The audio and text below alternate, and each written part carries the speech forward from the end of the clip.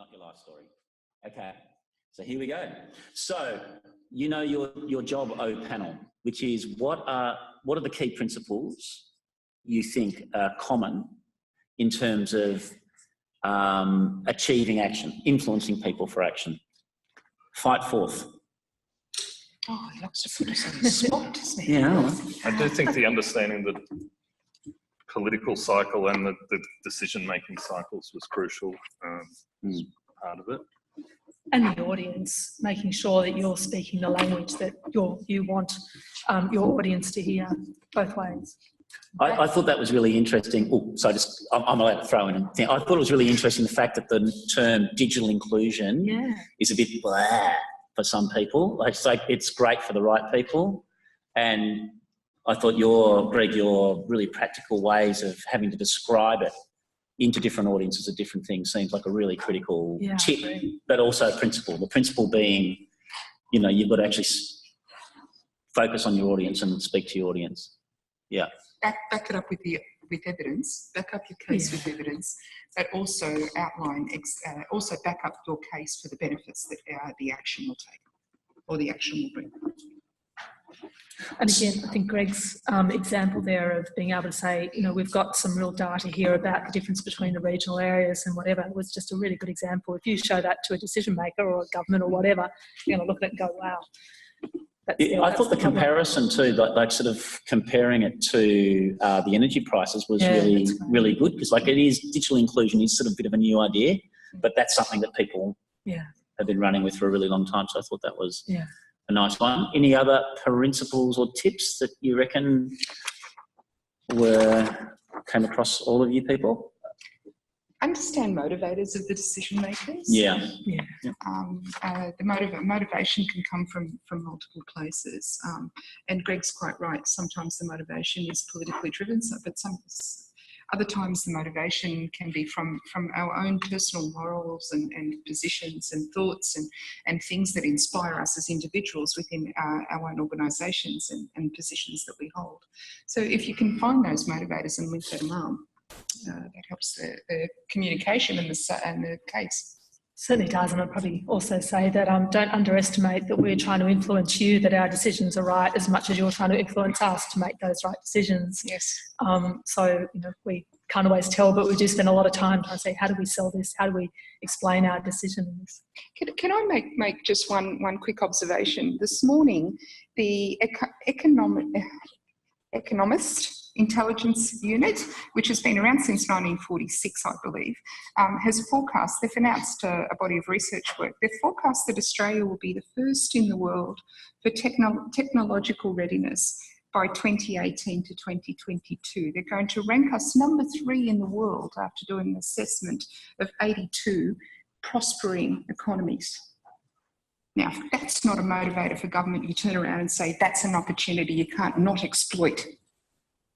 Or alternatively, they can just lay back on their laurels and go, see, look at that. That was a good job, wasn't it? No. Then we go to the census data, which says that 15% of South Australians are not online. And we go, yes, we might be progressing as an economy, as a country, but we are leaving people behind. And that seems to me to be really crucial. That was the message we took to some of the government inquiries. You cannot talk about the digital economy and the digital future without talking about people's path into it. So great principles and tips. I'd like to see if any questions have emerged from our online moderator. I know we've got lots of people online, so that's all great.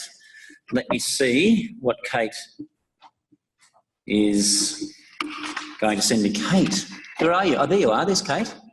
So perhaps we can bring Kate up on the screen, Charlotte. And Kate, you can speak forth. So this, in theory, should work. We have our controller. That's Greg. That's Greg. Can you hear me? Can you do it? There she is. Hello, Kate. Welcome, Kate. Hi. You can hear me okay? We can't hear you. Still on mute? You're on mute. You need to be unmuted. I'm unmuted. You guys will just need to turn your volume up. There's too many moving parts, I think. Try again, Kate. Speak. Can you hear me now? No. How's your Oseland? No. My Oseland is not good. We can hear them. All right. How about you? Oh, there's a couple. They can hear us. Can But somebody you can hear. Oh, it's because we're on mute here. We need some volume here. Where's David? See, digital inclusion means that this should happen seamlessly. How's that? Please. Now we're going into digital literacy, aren't we? Yeah, well, that's a subset. All right, here we are. Try again. Kate, try again. Speak forth. Hello, can you hear me? Yes. Excellent. Okay, we've got a question from Yarra Libraries. Patrick Anderson from Info Exchange. Do you feel that with new funding going into digital inclusion that it's going to the right places? And any particular direction to the panellists? Otherwise, I will choose. You choose, John. Is the funding going in the right places? Oh, I think we should ask Greg that.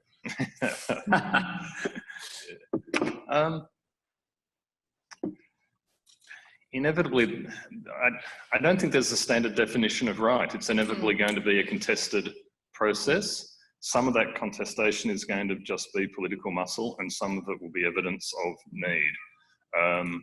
You know, we're always going to say that as a Council of Social Service, we're always going to say the emphasis should be on those with the lowest income and the most marginalised. Farmers are probably going to say, and you know, business people are going to say, well, we need it to drive the economy. That's just a political contestation, you know. But certainly, money like mobile phone black spots is pretty crucial for everybody. But we're saying, you know, alongside of that, we know some people can't afford mobile phones. So even if they're not in a black spot, they still need help. That's why we've been looking at free Wi-Fi. So any other panellists want to weigh in on that? Look, the only point I'd make, I suppose, is again, I was probably just elaborating a little bit on what Greg said, that data is just so important. So if you're going to put in if there is a mobile black spot, you need evidence to be able to put forward and support your case. So ensuring that that information is available to communities to help that funding be directed to the right place, I think is absolutely essential. Great, thanks. Okay, Kate, we might just take one more from the virtual audience, the non-Darwin audience. Go for it. We don't have any more at the minute, John, so maybe we can take one from the live. That's very disappointing for all of you people out there, so have a think. Hang on. I'll take a question from here then. One's come through. Kate's got one. We do have one now. Oh, we've got one. Oh, all right, terrific. Here we go. Go for it. Okay. Dean Houston from Canberra, Consumers Health Forum of Australia. Whose responsibility is it to have the face-to-face conversations with people to help give them the skills and confidence needed to be more digital? Oh, the old responsibility question. Who wants to tackle that one? Whose responsibility is it to have the face-to-face conversations with the people who need the digital ability? Yep, to help them get the skills and confidence they need. All right. Who would like to answer that question? It's go, please. You kind of want more information, please, Eddie. You don't want to like call a friend or anything on this? I'd like to know from what perspective Dean's looking at that question, because I couldn't even begin to know how to answer that. I think he's interested in, you know, is it a government responsibility, a community responsibility? Should it come down to okay. Is it libraries? I'm happy to start in that case if it's from that angle. It's everybody's responsibility. We as a community, I think government certainly has a responsibility to look at overarching policy and to try and find where it's appropriate for government to fund things, and government should fund where there is failures and where there is genuine need. I think it's a state government responsibility as much as a federal government responsibility, as much as it's a local government responsibility. But as a community, I think we also have a responsibility to raise digital awareness, digital literacy, digital engagement, encourage each other, look at safety, security, practice, behaviour. We all sort of do it. I mean, like I help my mum all the way from Alice Springs to Melbourne. Like we all do this sort of stuff. So, but the problem is everyone then can sit back and go, well, it's their responsibility or it's a purely private thing. So how do you get the mix? How do you generate that mix? What do you think? Look, I suppose I'd use the analogy of scams, which is an area that is very much critical for the ACCC. I was talking to some of my colleagues in the Darwin office this morning, and they'd just been down to an Aboriginal community as an outreach service to help them. They we're very happy mobile coverage has come to their community. They've gone and got phones for the first time. And of course, the risk of them being scammed is the second thing that they think about. So we had people go down there and talk about those issues. And I think that is government responsibility to say, hey, watch out, this might happen to you. I know we do a lot of work with our colleagues in the department and the ACMA to talk about NBN literacy, to ensure that the communication is right, that the information getting out to consumers is the best that it can be. Again, I think that's a government responsibility. But yes, I absolutely agree that having programs that are run through community centres, through libraries, is also critical. My mother's been to it as well, John. She went off and did her internet course and knew nothing at the end. I think she wanted to use Facebook, which I kept saying to her, why? But you know, those sort of measures are just so important to ensure that people can get that literacy. Greg, from yours? Yeah, I think when our sector, the sort of people our sector deals with, often very isolated, and you know, we know that digital inclusion mirrors or reflects and compounds other forms of social exclusion. So you're often looking at people who are very isolated, either geographically in sort of remote situations or, you know, culturally or whatever. And it's just hard for anybody, you know, because they're isolated, because they're not included. It's like anybody who's got that link and whatever the, you know, has a responsibility in a sense. And, you know, that could be, they might come first into contact with a homeless service, or they might come first into contact with a financial counsellor. But having, one of the things we're concerned about is having a skilled frontline care providers in both government and our sector, skilled digitally, that can recognise this and actually provide those sort of assistance, because you may only get one shot before that person disappears off the radar again. So I think it's everybody, and it's immediate and very just when you're in the situation. But when you, isn't it true that when you continue the conversation, when you continue to engage in the same objective, that we gain momentum, and that momentum grows and everyone jumps on board? Look at what Australia can achieve when we're all talking the same language about the same objective. And then it snowballs. And I think that conversation starting where everyone's committed to an end outcome, and the end outcome is as much equity as possible that we can achieve across the whole of the community, so that nobody is left behind. Isn't that a part of how everybody then takes action? Like this conversation today, so it's a group of influential people. We'll all go back to our home places and we'll continue the conversation. Isn't that what happens? That we all go back and we all gain momentum in our roles, respective roles. So that this agenda doesn't go away. No, so that's part of the raising the heat on the issue, isn't it? So you've got to raise the awareness, raise the consequences of, you know, the impact of it, that sort of thing. So I want to just whiz in, and I'm really keen to get a question from here in Alice Springs, and I need to let. So Charlotte, just let me just tell you that I've lost, we're in Darwin, I've lost power on my mobile, so I've lost internet connection with my laptop. So we'll just have to stay here and no more PowerPoint. So, but we'll flick back to the panel in a moment. Okay, so questions here. Don't be scared. Oh, come on. Yes, Daniel. Thank you, Daniel. I'll repeat your question back. This is Daniel Featherstone, who is the General Manager of IRCA, the Indigenous Remote Communications Association, based in Alice Springs, but here in Darwin. Go. So we're hearing that there is definitely the right time for digital inclusion to be on the agenda. Previously, you know, we've had a universal service obligation, which has been a safety net primarily around technology. Is there an opportunity in looking towards a universal services guarantee to look beyond technology to digital inclusion, actually having measures against it? In the same way we've talked about Indigenous digital inclusion being a closing the gap measure, can we build in to a universal services guarantee a social element to that, a digital inclusion element? Okay, so basic question. Is it possible to have a social measure, not just a technological measure?